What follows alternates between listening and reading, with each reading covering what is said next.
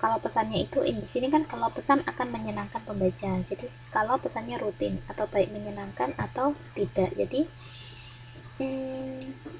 deduktif itu memang lebih mengutamakan mengenai gagasan besar seperti itu. Jadi langsung pada awalnya. Jadi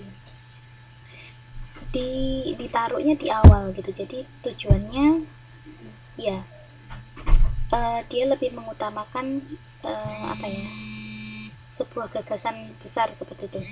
Saya terima telepon bentar ya, 5 menit aja ya. Oke.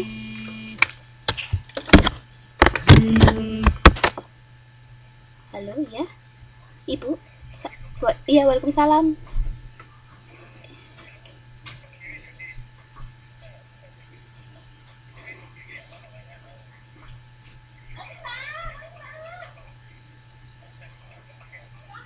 Oh, malam ini Pak.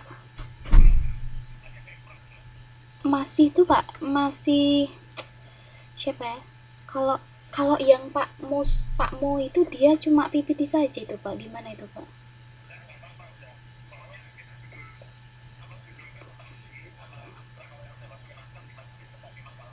Oh, Bu Iin Mayasari masih besok Sabtu Pak.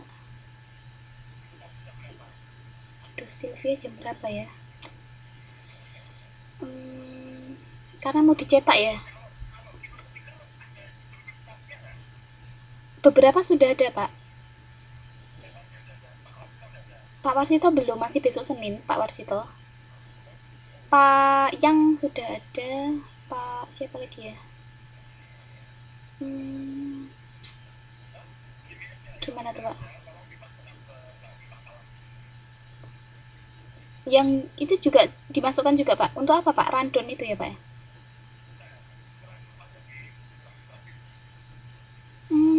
Gitu.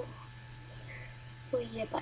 Gimana kalau agak nanti Pak? Karena saya masih ngajar sampai jam 11 lebih Pak. Gimana ini Pak? Sekarang mungkin jam 12-an. Iya sampai. Ini Pak UT Pak. Iya Pak. Gitu. Oke, insya Allah nanti langsung dikirim. Berarti abstrak semuanya ya Pak ya? Abstrak, terus misalkan ada judul seperti itu ya Pak ya? Oh gitu, nggih Pak, insya Allah. Nggih. Iya Pak, oke Pak, nggih. Nggih, matur suwun. Waalaikumsalam. Aduh, halo, assalamualaikum semuanya. Maaf ya, ini gimana? Oh ya, kita masuk ya. Jadi untuk deduktif itu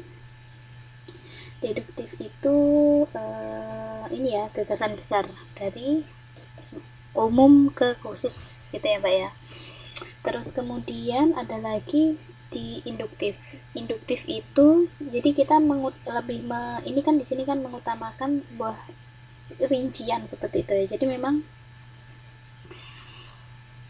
digunakan itu memang gini, jika memang kita perlu ya menjelaskan kepada orang-orang pembeli yang memang uh, beliau-beliau itu memerlukan sebuah rincian terlebih dahulu gitu ya. Jadi lebih lebih apa ya namanya, lebih lengkap seperti itu. Jadi memang perlu seperti dijelaskan kemudian baru ditujukan gitu ya. Nah itu.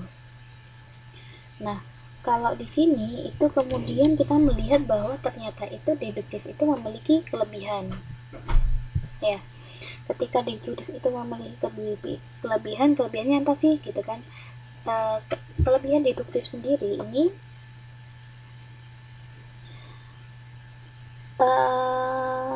karena gini, kalau dia di sini kan lebih mudah dalam membuka kalimat gitu ya, karena ketika pembeli gitu kan, ketika pembeli ketika penerima surat ya, maaf, ketika penerima surat itu dia di sini disebutkan bahwa dia merasa ragu-ragu gitu ya, kemudian maka apa, karena ini bisa dirincikan, bisa dijelaskan seperti itu. Jadi kemudian ini yang saya bilang tadi bahwa yang kedua itu kalimat pertama dapat dijadikan untuk alat untuk menarik perhatian. Jadi memang di sini memang dia langsung pada tepat gitu ya, pada tepat sasaran gitu kan. Jadi kalimat-kalimatnya itu langsung gitu ya, jadi menarik perhatian pada pertama gitu. Kemudian yang kedua itu langsung, misalkan karena tujuan, karena pesannya itu ditaruh di awal seperti itu, maka apabila jika misalkan nih di sini kan apabila ada pesan baik gitu kan, pesan baik dimunculkan, maka dia bisa membentuk suasana pembaca. Jadi pesan itu bisa membentuk suasana pembaca pada awal gitu, karena ditempatkannya di awal. Kemudian di sini bisa menghemat waktu pembacanya seperti apa kayak gitu. Jadi memang karena memang langsung bisa menangkap gagasan pokok secara cepat gitu ya, jadi bisa menghemat waktu pembacanya.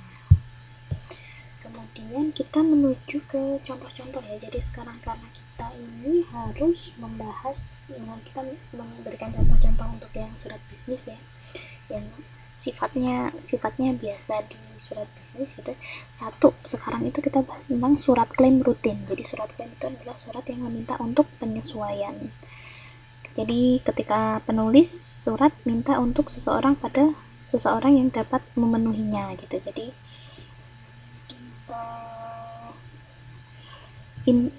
pernah tahu nggak surat klaim seperti apa? Klaim. Ada yang pernah tahu nggak bagaimana klaim? Jadi di sini ada misalkan klaimnya itu adalah, di sini ada contohnya adalah permintaan ganti rugi seperti itu. Nah, ternyata di sini surat klaim itu kita lihat ya, di sini ada contohnya di 8.10. Di situ ada keterangannya juga. Jadi ada informasi, kemudian ada pembukaan ya, nomor 2 yang sore kemarin seperti itu. Semuanya dibuka ya bukunya. Terus yang ketiga itu menyampaikan alasan. Jadi yang ketiga itu setelah ini menyampaikan sebuah alasan seperti itu.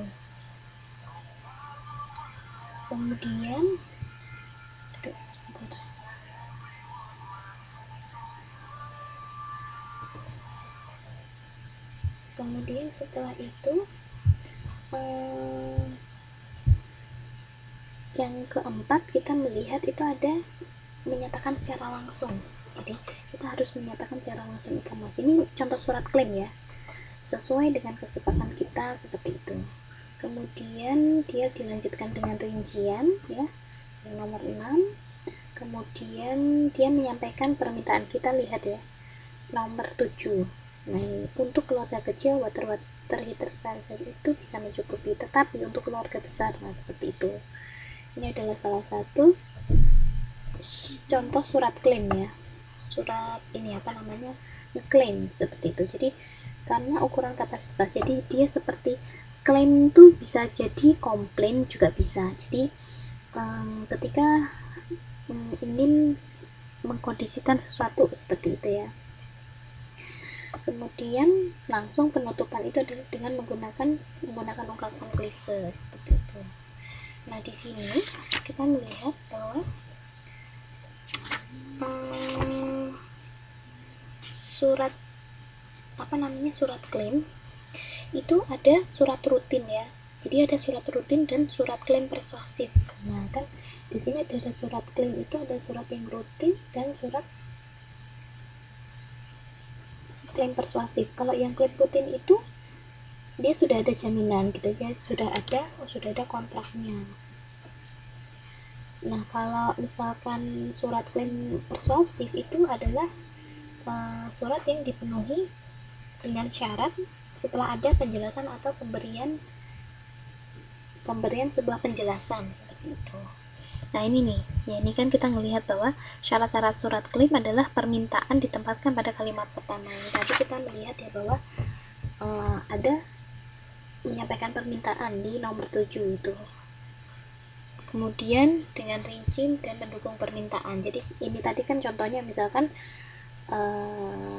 karena ukuran yang besar kita, jadi gini, karena untuk keluarga